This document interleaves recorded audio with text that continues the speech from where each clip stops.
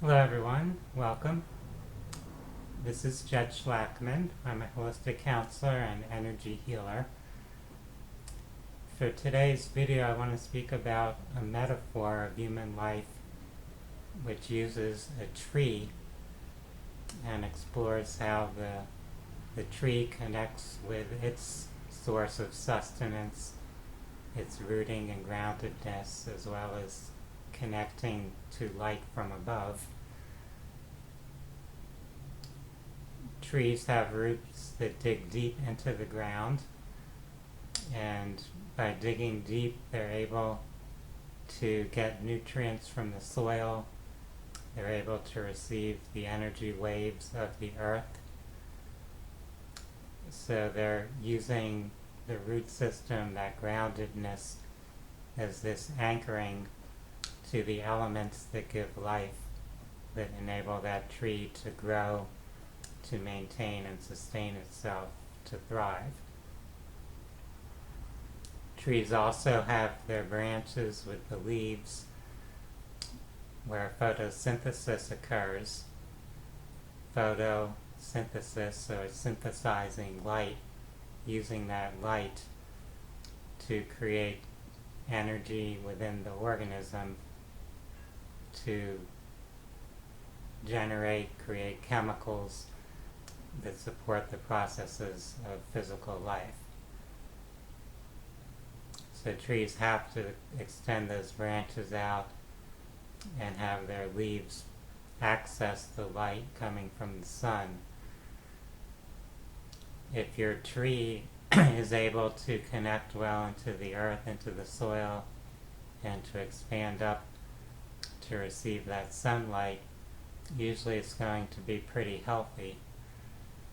So the health of the tree is supported by being, in a sense, tethered to both the earth and to the sun, to the ground and to the sky, the higher realm. As human beings, we can look at that metaphor and see how it can apply to our own life as a human. We do need sustenance from the earth. We do need some security, safety, and stability, a place to anchor ourselves and to connect to that source of nourishment. So we have our root chakra, we have our feet connecting to the earth, and on an even more symbolic or metaphoric level, we have our family, our ancestral roots, the people that we're connected with who brought us up, who nurtured us as we were growing from the time we left the womb, through our infancy, through our childhood, our adolescence, and so on. So your roots here as a human being include that ancestral lineage and your childhood development.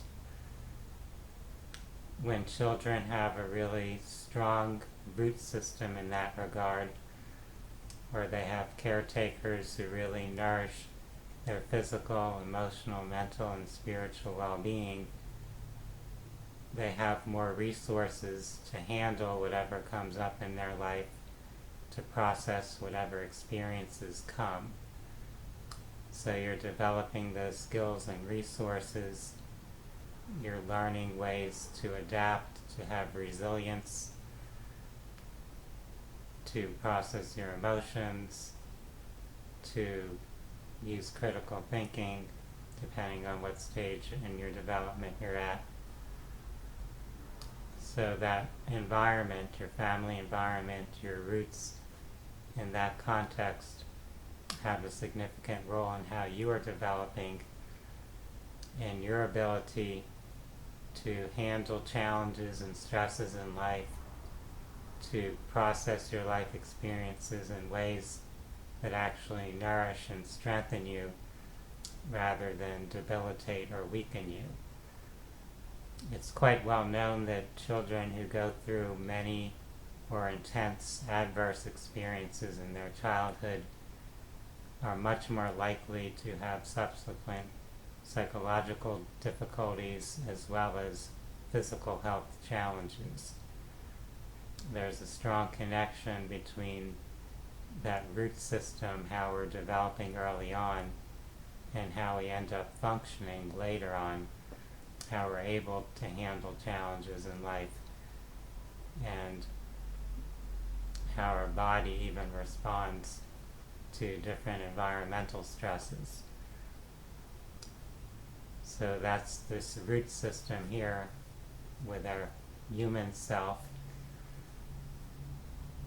We can do things to strengthen that root system, and if we grew up in an environment where we kind of missed out on that healthy root development, we can do things therapeutically to go kind of back to that part of ourself or part of our development to bring some healing to our roots, to that aspect of ourself. So we can do it kind of within our own being. It doesn't have to depend on what those people in our life were able to provide when we were younger, how they treated us. We can sort of do this surrogate process of nurturing our roots when we apply different therapeutic techniques. Part of being able to do that actually involves our spiritual connection, which I'll be talking about next. So there's our root, and in terms of our energy system, we think often of the root chakra connecting to the earth.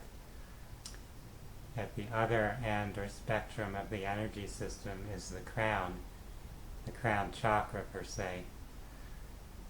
And the crown is our connection to the spiritual realm, to light, to wisdom, to those energies that come from higher planes of existence.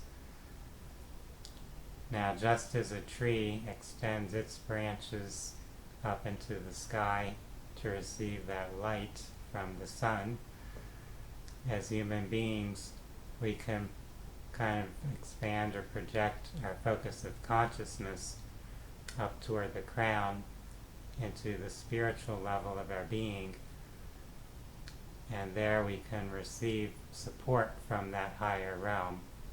So we can connect with higher wisdom, we can connect with spiritual beings who are able to support and nurture us, who shower us with their love, their compassion, their understanding, their appreciation of us.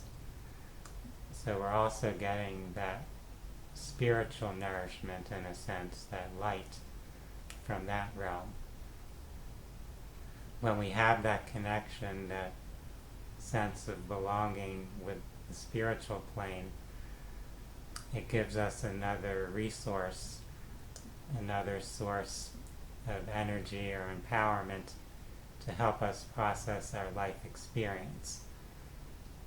Ideally, we would have strong roots and a strong crown connection, a strong sense of being supported and empowered spiritually. Not everyone has one of those or even both of those. There are many people who have experienced some form of disruption or distortion of their sense of spiritual connection, of their faith in a greater self or a divine power. There are many people who have been subjected to some form of, you could call it spiritual or religious abuse, where within the context of a spiritual or religious community or the religion or spiritual path their family was practicing, something hurtful occurred. It could have been something like physical or sexual abuse that was justified within a particular spiritual or religious tradition. It could have been just a person connected with that particular faith who did something harmful to them. It could also be a doctrine or teaching within a spiritual faith or a religion that gave a negative or disempowering or condemning type message to the person. So if someone's been told that God intends to punish them, to reject or abandon them, those kinds of messages that can disrupt your spiritual connection, your ability to receive from that higher realm or higher dimension. So we could work on healing that and helping someone develop a spiritual awareness or understanding that transcends anything that may have occurred or happened in their past, their early development, that shook their faith, their belief, their appreciation of who they are as a spiritual being. So we want to really grow and thrive as human beings, and to do that we want to have both that earth connection and that heaven connection or spiritual connection clear and fully active, so that we can access those resources to give us strength, confidence, courage, to feel loved and appreciated as we deal with whatever is unfolding or coming up in our life. To work on healing the roots, of course, we can connect a lot with our subconscious, with those aspects of ourself that we haven't been paying much attention to really. So that includes doing things to heal your so-called inner child,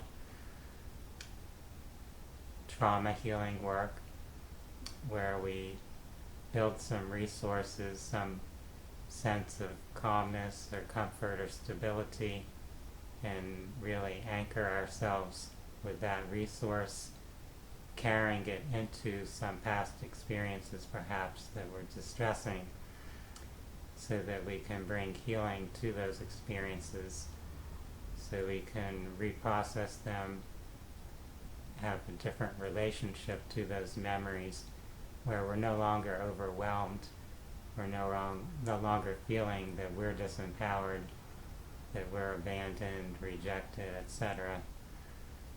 So giving yourself a different perspective on your past, and also releasing whatever feelings and emotions may have been connected to those experiences, so that you're able to actually be present with those parts of yourself, with those memories or experiences, rather than resisting them, denying them, running away from them, etc. That we can actually integrate, bring those parts of ourself together into our wholeness here in the present. That's a big part of working at the root level, accessing and reprocessing what's being held or contained on a subconscious level. There are a variety of methods that can be used to help facilitate that. Some of them involve connecting with subconscious memories, such as with hypnosis and meditation. People often are using plant medicines to delve into that subconscious aspect. There's breath work. There's journaling, different expressive and creative arts that help us bring things out from our subconscious. Dream work is another method. So our dreams, of course, bring out a lot of subconscious material, and we can learn or develop ways of interpreting them that give us some insights.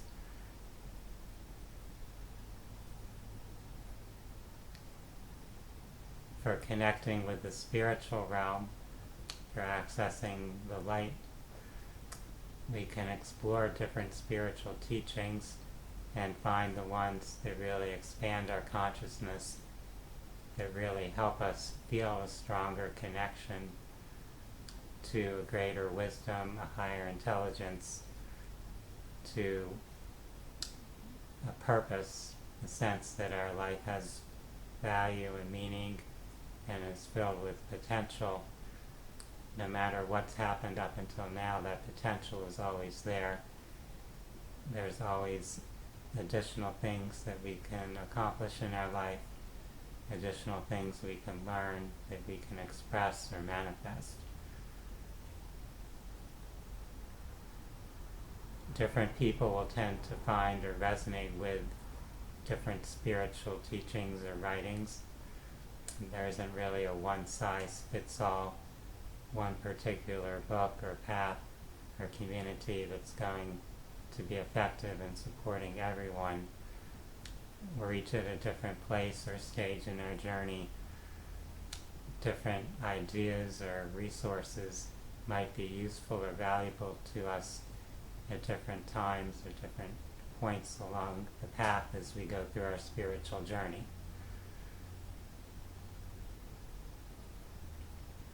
So we can go back now to that original metaphor, to the image of a tree, and we can feel ourselves rooted.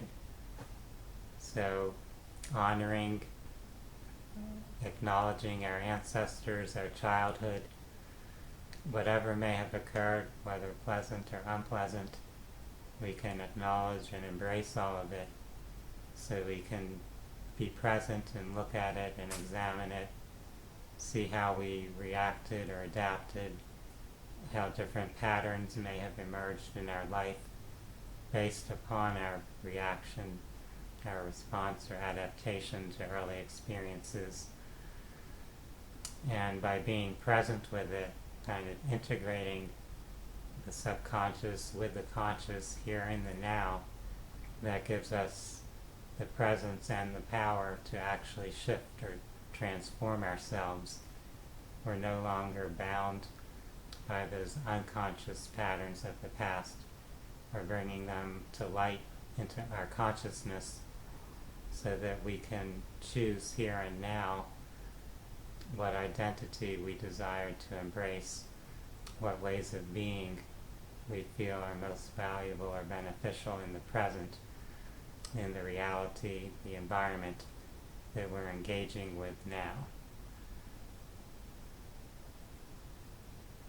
We can kind of imagine or envision this upper part of our being kind of sending branches or antenna out into the cosmos, into the higher dimensions, into the spiritual plane, where we become, in a sense, truly like an antenna that can receive higher frequencies, higher wisdom, that can receive love and compassion that goes beyond what we may have seen or been modeled at the human level. Certainly, most human beings are somewhat limited in their ability to display or exhibit things like unconditional love, compassion, understanding. People who are close to us, who we want to receive that from, who we really love and want to have that healthy connection with, often disappoint us in that regard. But there are higher realms where we can access that type of energy, that type of support, and that can, in a way, help compensate for whatever we might feel we missed from the people who've been part of our life, who've been perhaps lacking in some way in their ability to nurture us as humans. So you can envision kind of this halo of light around you. You might even imagine something like a plasma ball. Some of you are perhaps familiar with those plasma electrical lamps, where when you put your hands on or near the lamp, sparks of electricity come out. So we can think of ourselves sending out those sparks, connecting with our spiritual source and receiving whatever we need from that higher plane, knowing that it's really always there. We just have to form that connection or consciously bring our attention to it, and we can receive. We're not alone here.